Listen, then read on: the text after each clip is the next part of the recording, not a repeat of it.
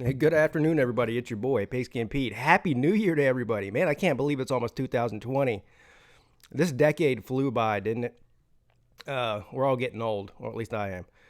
Anyway, so today what I'm going to do is my first installment of the matchup between LSU and Clemson for all the marbles on January 13th, and national championship game down in New Orleans, Louisiana. I think it's going to be a great game. I've had a lot of fun, man.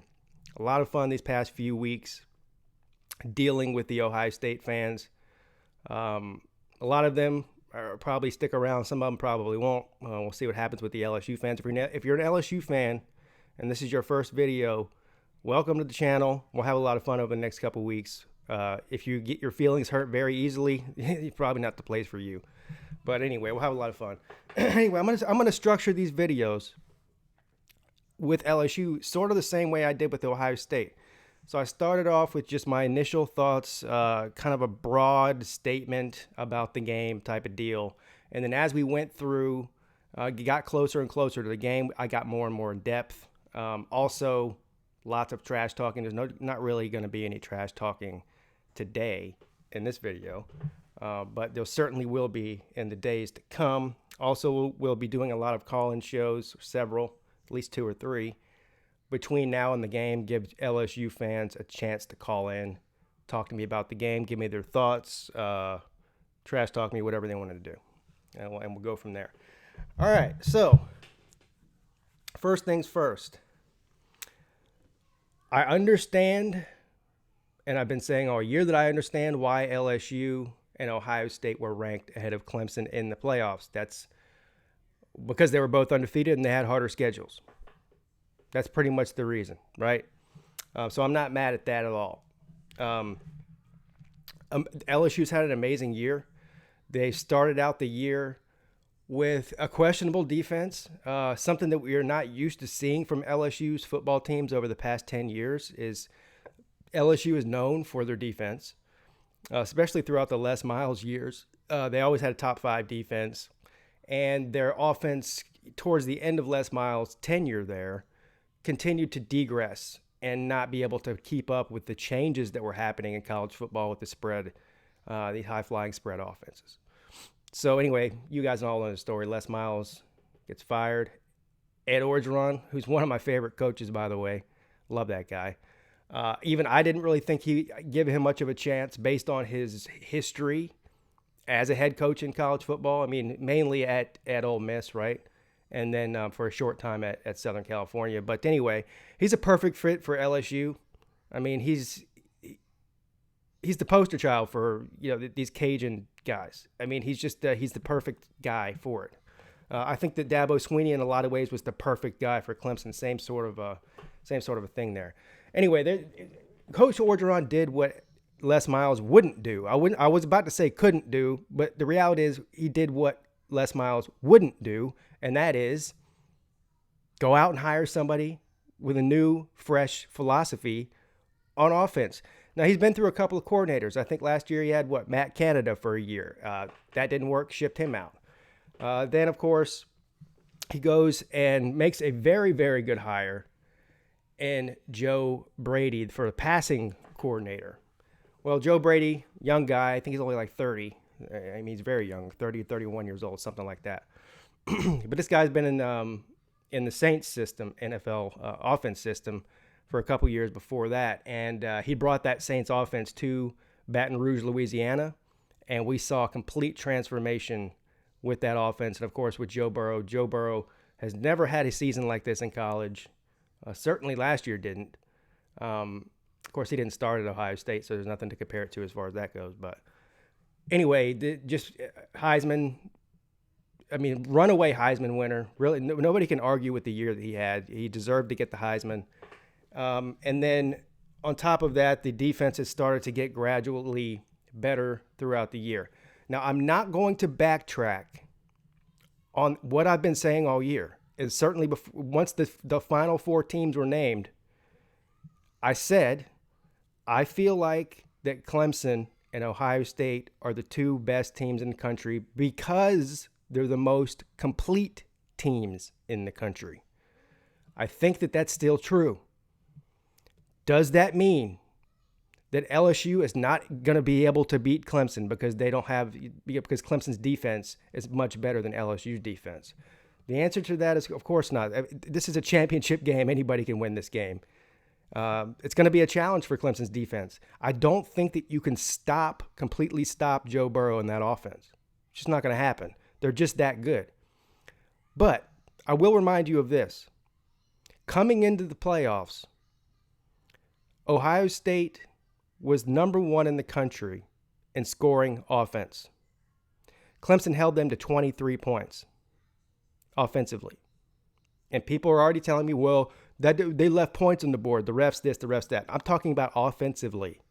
Even if that fumble, that play that was called back that was originally called a fumble for a touchdown was called back an incomplete pass. Even if they had scored on that, that wasn't an offensive touchdown. I'm talking about the defense, Ohio State's offense versus Clemson's defense. Clemson held the number 1 scoring offense in the country to 23 offensive points. We let them get down in the red zone 3 times in the first half and made them settle for field goals. This is the problem that all teams face when they face Clemson. So that's what I believe, that defense wins championships. I do. I mean, and these are 2 elite offenses. Both Clemson and LSU are elite. So I'm always going to give the edge to the team that has the better defense. And a lot like what I told Ohio State, which they completely dismissed, or not all of them, but some of them did, is that experience matters. I mean, I feel like I'm a lot of what I said to Ohio State fans, I'm going to repeat over and over to LSU fans. So it can get a little bit redundant, but it is what it is. Clemson has the championship pedigree. That's the reason I give them the edge. The edge. I'm not saying Clemson's going to go out there and blow out LSU. I'm seeing people saying that LSU's going to blow out Clemson. Stop it with all that. Stop it with that nonsense. If you think that, you haven't been paying attention to college football and you're really just a homer. The reason I give Clemson the edge, a close edge, is because of the championship pedigree and the experience on the coaching staff. Mainly Brent Venables and Dabo Swinney. Coach Orgeron's a great coach. Doesn't have experience in this type of a game. I realized that you guys went out there and blew out Oklahoma, a dilapidated Oklahoma team that was already not very good to begin with, especially on the defensive side of the football. So, yeah, that was an amazing performance, but, it's not going to be anything close to what you're going to see against the Clemson Tigers. So, position by position, I'll get into more into that as we go along. Offensively, I don't really think there's an edge for either team, right? You're talking about NFL latent wide receiver cores. You're talking about NFL first overall picks, probably quarterback Joe Burrow this year, Trevor Lawrence next year. I mean, can it get any better than that as far as a quarterback matchup? These are the 2 best quarterbacks in the country. I personally feel, even though I am a Clemson homer, I personally feel that Trevor Lawrence is the best football player in America. All right, overall. Why? Well, just look at why. I mean, wins have to matter. Championships have to matter. So there's 2 things that he has more of than Joe Burrow. And he's a lot younger than Joe Burrow. Anyway, very close. Joe Burrow's great. I mean, I'm not denying that. But anyway, so offensive lines I think are pretty equal. I mean, listen, LSU's got an amazing offensive line, huge guys up front, but this is the best offensive line that Clemson's had maybe ever, certainly in the last 20 years. Defensively, I give the edge to Clemson across the board pretty much. Defensive back, there's a couple of elite defensive backs for LSU. I'm giving the clear edge at linebacker with Simmons and Skalski to Clemson. Defensive line is probably kind of a wash. This is the smallest and probably most inexperienced defensive line in a championship situation that Clemson's had in this 5-year run. But they're manageable, serviceable, and they can at least...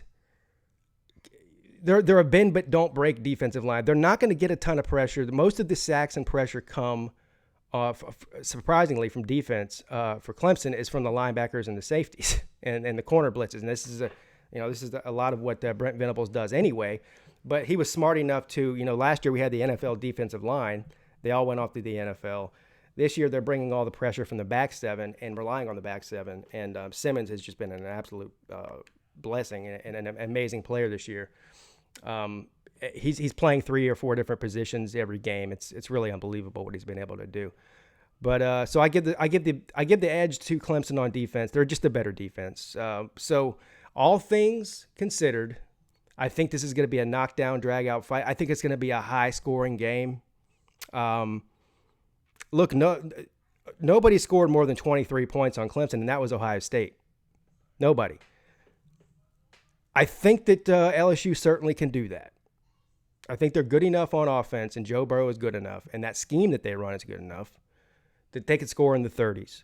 I'm envisioning here a 45-38, a 45-40, somewhere in that range. I don't think that Clemson's going to beat them by 2 or 3 touchdowns or anything. I'd say 7, 6, 5 points, something like that. And I think it's going to be a great game, one for the ages. All right, guys. So again, the trash talking will commence very, very soon. Give me your thoughts on what I said today. Give me your predictions, your initial predictions for the game, whether you're a Clemson guy or an LSU guy. And we'll take it from there. Leave your comments down below. Have a great day. Pigsky and Pete checking out.